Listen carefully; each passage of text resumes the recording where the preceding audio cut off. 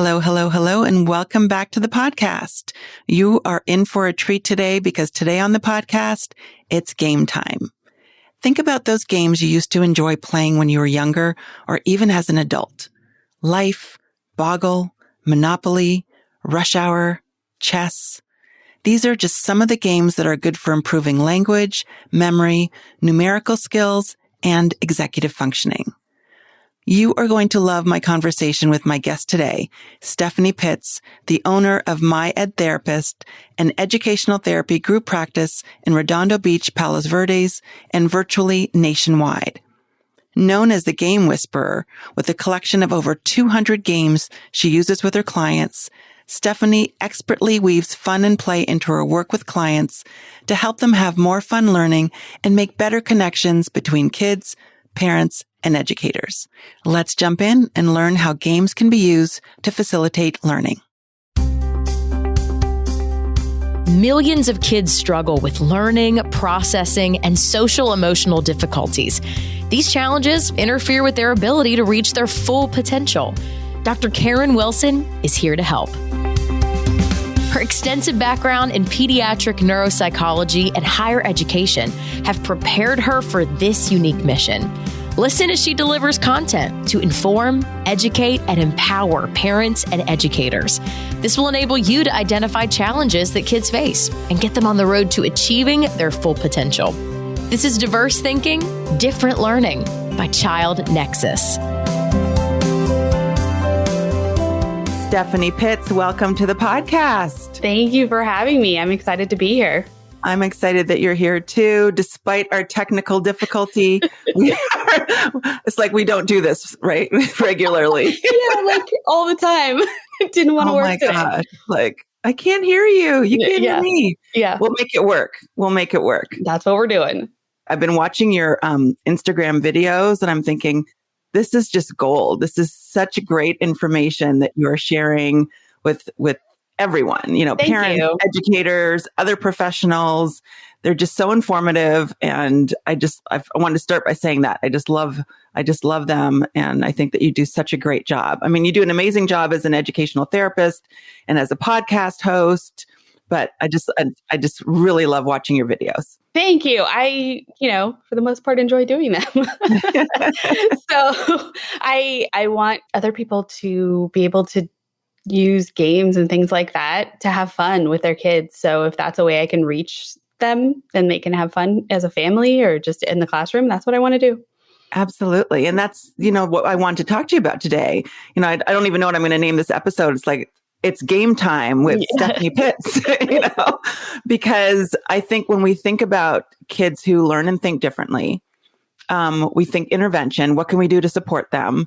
But we don't think games.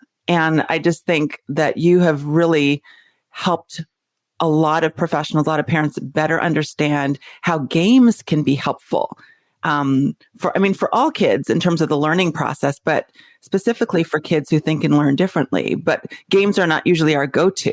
How did you come to this realization? Well, it's interesting. I mean, there's a couple of things. The first thing is, how does the brain work? When we send kids to preschool, how do they learn? They learn through play. And it's acceptable to learn through play at that age. And then when they get to grade school, it's not acceptable anymore. And so I tend to work with a lot of kids that really don't love learning anymore. And they are really have these big reactions when they have a worksheet put in front of them or something that their teacher or parents are trying to get them to learn, and it's hard, and they just have behaviors and it becomes a big fight, meltdown, etc. And so I thought, okay, how am I going to reach these kids? And what better way to reach them than to have fun? So what if coming to see me was just fun? And they didn't realize at first that it was learning and it was just fun.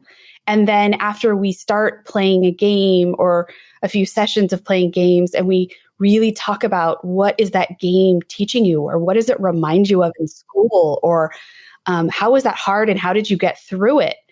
And the kids really start to reflect and start to see that learning can happen not just by doing a worksheet. And then when we practice that skill and they become confident and it's not hard anymore, then we can try to do it in their homework or practice however we practice. If that means jumping around and jumping on the trampoline and practicing, that's what we do. But it really was about let's have fun. And it really worked because I've had kids that parents say to me, you're the first person that they've ever said, I can't wait to go back. I didn't want to leave. I can't get kids to leave my office.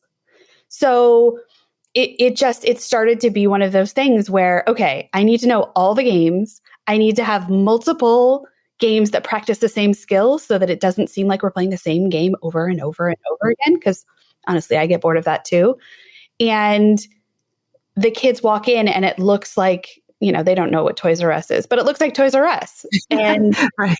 And they just, what do you see that interests you? And I can make them all educational in some aspect that targets what they need. So that's just sort of how it started. And now I have hundreds and hundreds of games.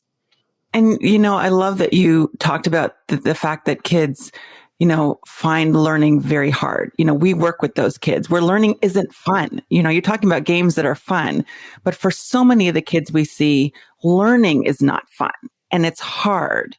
And it's almost like a sneaky way of helping them to access learning. And when you do that, what you've described is instilling a love of learning in kids where learning is hard. Mm-hmm. Mm-hmm. And, the kids that we work with have already had so much failure, and to beat me in a game or to do really well and get to the adult version when they're a kid, that is, the look on their faces is just worth everything. Like, well, that's why they want to come back. Exactly. And, they've succeeded. And that's something that they don't feel very often. And, not every kid likes games. There are exceptions and some kids don't, but most of them like them. Right. And it's almost like if you find the right game, right? Like chess might not be a good game for everybody, but there might be Clue or Life or something else, right? I don't love chess, right? I don't love chess. That's not, I do have one and it's a single player because I don't want to play it. But some of the other games, there's different types of puzzles. There's 2-player games. There's 1-player games.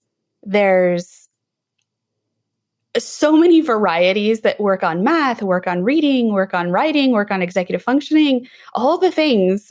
And you can level them up and you can change how you play them and work on, things like when the kid is really rigid and practice having some flexibility and things like that. And just doing it through a game, it doesn't, what I like to say, it's low investment, high return. And the reason I say that is because most kids are willing to engage in a game. And if you put a worksheet in front of them, they don't want to. And then when they start to see that they can become successful and they can do it, they're much more willing to do the things that are a little bit harder. Right. And you've talked about like some things in terms of games, like executive functioning, it can help. There are games that help memory and language and some of those academic skills. But are games in general better for specific areas of cognitive functioning than others, where they're really great for executive functioning, but there's not as many games available that will help language development? What are you finding in the work that you do? I think there's games that are really obvious as to what they are targeting. Like if you take Lakeshore Games, for instance, right? They have games on context clues. That's really clear. But you could use the game Headbands for context clues, but you just have to know how to use it and how to up-level it. And, that's the game where you have the little card on your head and you don't know what it is. And I've had it where I have the kid, it's supposed to be, yes or no questions, but I've had the kid, I've given information about it and they have to then guess. And that's using context clues. It's not reading the context clue, but it's making the connection. So while there aren't as many explicit games out there, there are ways to use the games that you find at Target just as easily. And it seems like games can be used with kids of all ages, right? Yeah. From kids who are really young to kids who need to develop their critical thinking skills. I mean, I have high schoolers that come in and they go, I loved that game as a kid. Can we play? Mm-hmm. Sure. They don't get to have fun anymore. Right. And if they want to play Operation for 10 minutes, absolutely. And then we get it to work. And it just, it sort of changes their whole demeanor and just makes it so that what they're about to tackle that feels so hard is more manageable. So it seems like they actually serve a dual purpose. It kind of helps them to kind of take a break and just have some fun, but then they can also be used as a learning tool because they may be learning skills like interpretation or analysis or inference or problem solving. Yeah, or like sequential order of how they, need to figure out my absolute favorite game is Rush Hour. And Rush Hour is my favorite game because it tells me so much about a person. Some of my friends have said, I want to try it and tell me what you see. Because there are some kids, and I say kids, okay, people. There are people that look at it and go, it's basically this little puzzle with cars, and you have to get one car out of the parking lot, and you have to move them back and forth like a puzzle. And some people look at it and go, is this even possible? Yes. There's some people that make the same move over and over and over again, right? There's some people, some kids in particular, that like to ram the cars because they can't figure it out. So they start to get frustrated and they just start hitting the cars back and forth, back and forth. There's some kids that decide that for whatever reason, one move is going to move them backwards, even though it moves them forwards. And so they can't. Those are the kids that struggle with chunking. And so seeing how they solve and look at it and like what steps they go through really tells me how they're approaching tasks. And that's why I love it. I play it with every new client that I see. And sometimes, and the kids, can we do another one? Can we do another one? It's, and then, we won't play it for a really long time and they'll go, hey, can we play Rush Hour again? And then it's all over again. They're trying to figure it out and having fun at the same time. So I'm getting a lot of informal assessment with playing a game, and they have no idea. Right. And that's what I was thinking when you're giving those examples, that you're getting information about things that might be hard for a student or areas of struggle that might be contributing to areas of struggle in other aspects of their life. When you use the example of kind of making the same move over and over again, those are the kids I think of are probably inflexible. And when they make a mistake, they can't think of another way of solving a problem. And so they keep trying and thinking that if they do the same thing, they'll get a different outcome. The next time it'll work, maybe. Yeah. And, for some of them, sometimes that does. But, this is a really clear way to see how they're problem solving and where I need to help them pivot. Right. Now, what about playing games in isolation versus with others? Because I think you mentioned solitary games and then others playing games with other people. Because, we've been in this, and then I also want to talk about video games versus like board games or games where there's interaction because, during the pandemic when we're recording this, so many parents have said my kids spent too much time on video games. Yeah. They finish their homework and they're rushing to get on a video game. What are your thoughts about that? I mean, I think during the pandemic at this point, it's kind of one of those things where the kids need an outlet. And I do think that there is a fine line of too much. And if it starts affecting behavior, then that is definitely too much. I'm with you on that. But I do think that they need an outlet. They can't play with their friends. They're not getting the same input that their peers years ago at the same age were getting. Like they're not learning the same skills. They're not having the same social interactions. They can't necessarily play the team sports that they were playing before. And I think there's a lot of loss. And so with that, I think I've really encouraged a lot of families in my practice to, play games together and whatnot, but they also need some time to just decompress in a way that works for their brain, for that they're able to do right now.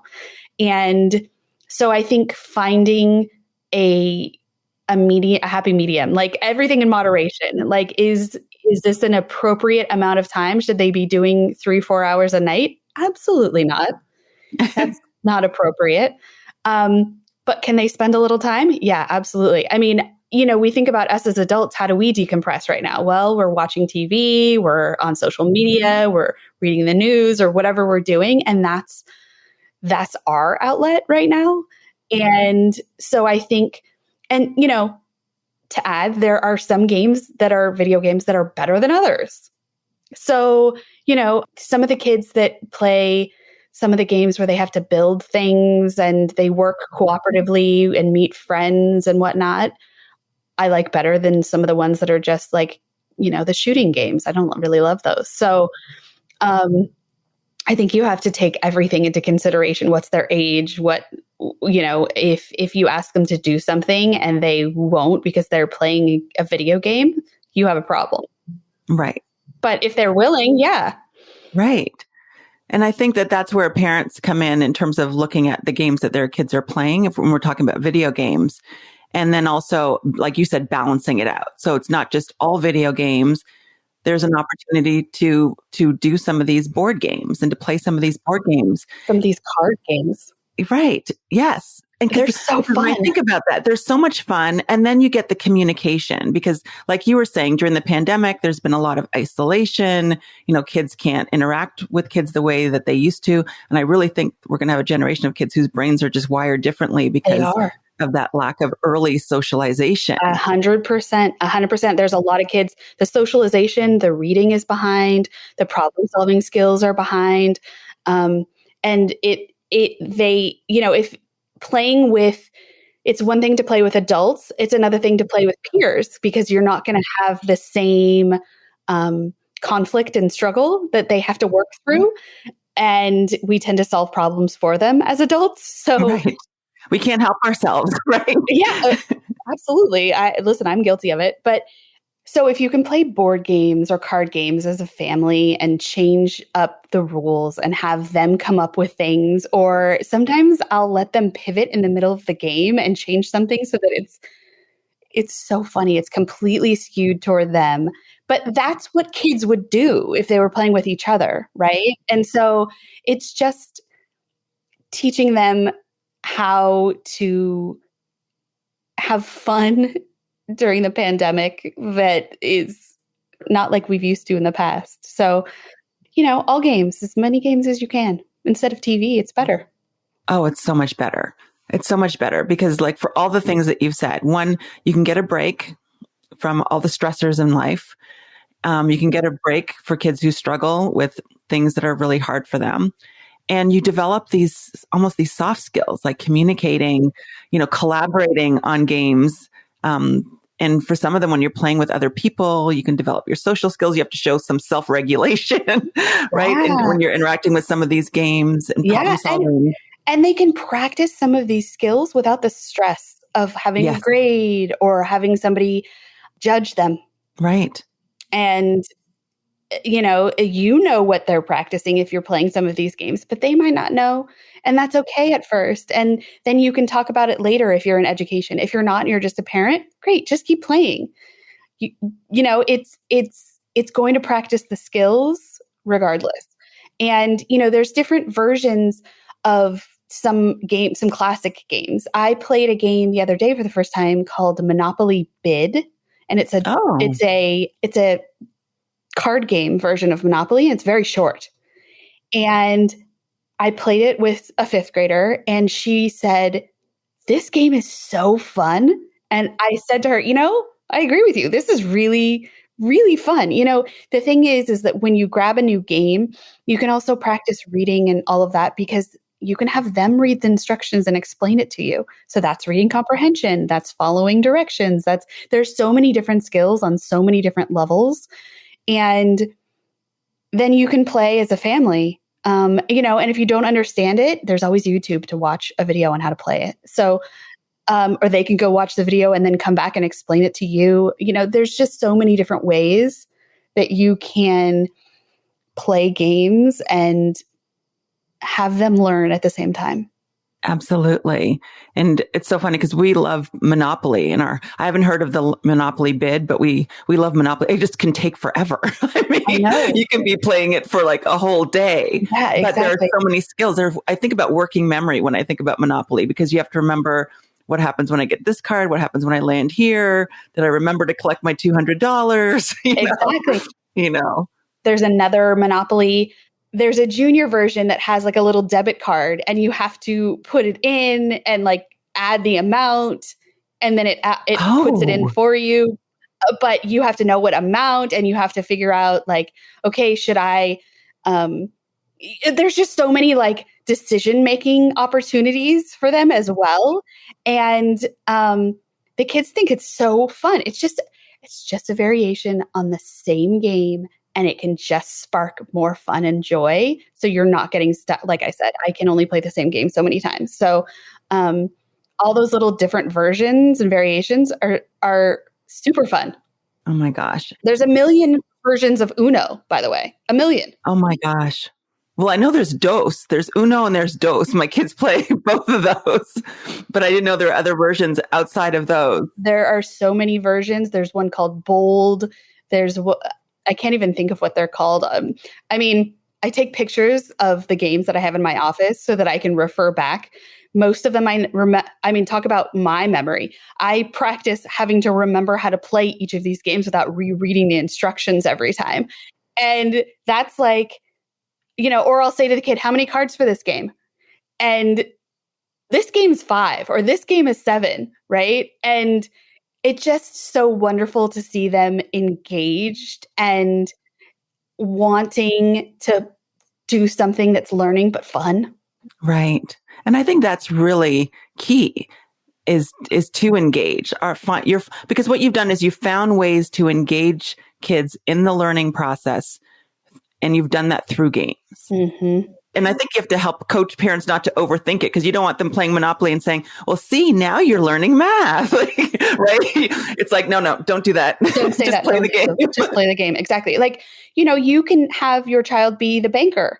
Yes. Great. Okay. They don't know that they know that they have to do it, but that's a big responsibility to be, in charge of the money and all of that. And give them paper or let them use a calculator if it's too hard for right now, and then work your way up. So, I think part of my mission is to make learning fun and using the games, but also have everyone who doesn't understand that, learning takes place differently for so many learners that if we can play games with them and still teach them the skill and they could show proficiency in it, that is a really great way to reach some of the kids that are not going to be able to be reached through traditional methods. Absolutely. Absolutely. And there's so many skills in terms of what you've described that can be developed through games. I mean, I've heard you describe problem solving and memory and, language skills. I think about Boggle and Scrabble and those kinds of games, reading, instructions. Yeah. And processing, yes. Auditory memory, that game Bop It, where they have to listen to it and then do the action right then. A kid that is struggling with processing or auditory stuff and really wants to focus on paying attention and learning how to, they love that game. And it's hard and it's really hard to listen to, but like they love it. Right. So you've got over 100 games in your office. Are there favorites? Oh, more than 100. I think I have probably like 200. Hundreds. Hundreds. Yeah, it's in the hundreds. Rush Hour is a favorite, always.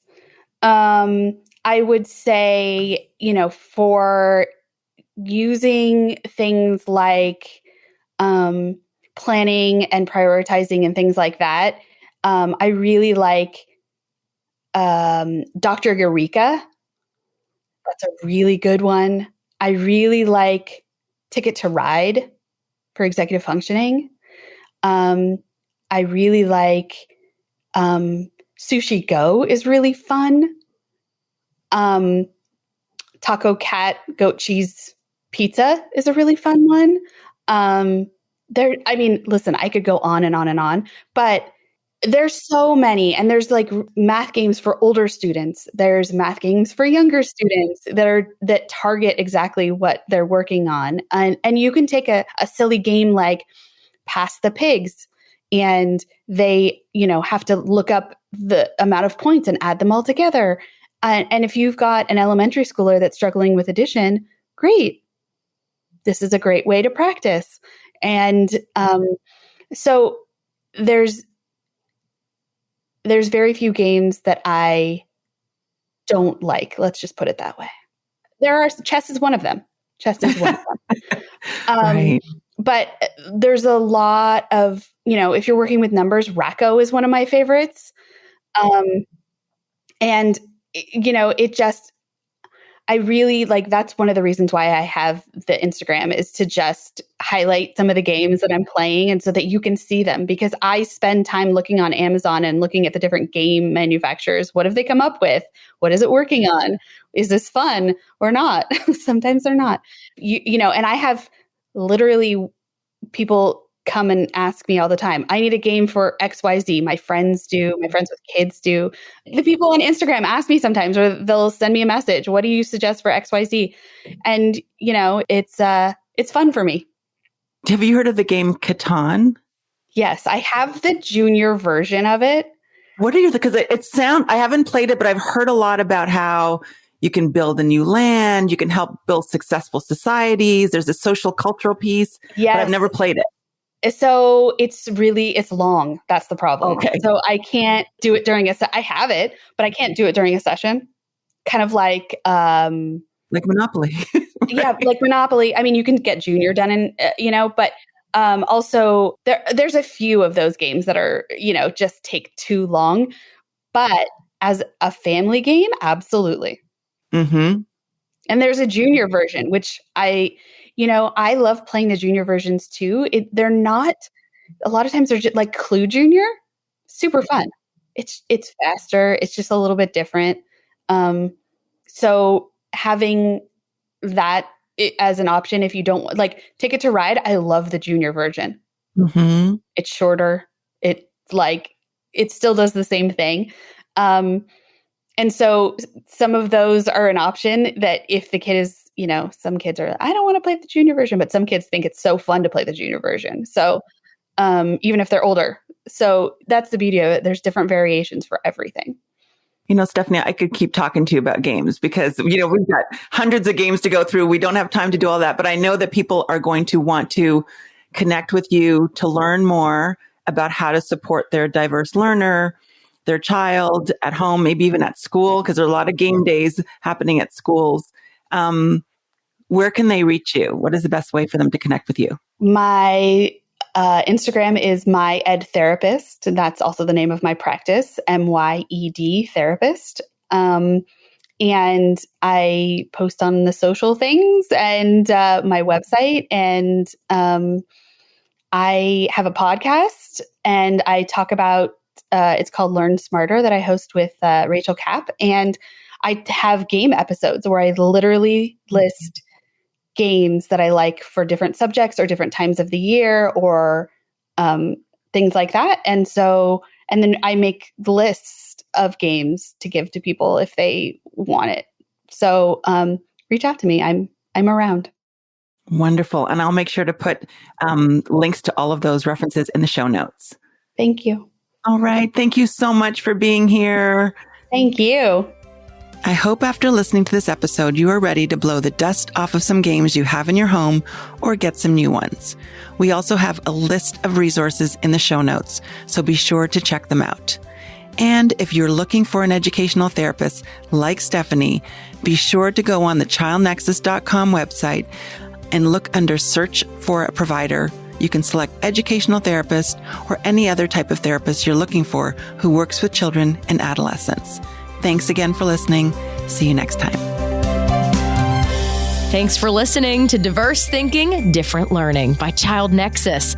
For more resources, visit us online at childnexus.com.